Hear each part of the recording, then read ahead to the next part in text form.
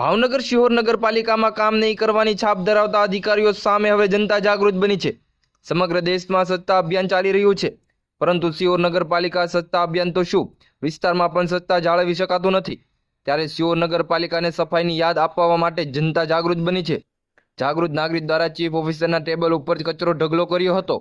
આ સાથે જ શિહોરના નગરપાલિકાની કચેરીમાં ટેમ્પો લઈને આવેલ વ્યક્તિને નગરપાલિકાની ઓફિસમાં કચરો ઠલવાઈ દીધો હતો, જેનો વિડીયો પણ થયો છે વાયરલ।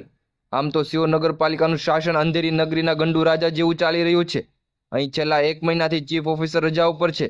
તેમની જગ્યાએ અન્ય તાલુકાના ચીફ ઓફિસર જવાબદારી સોંપવામાં આવી છે।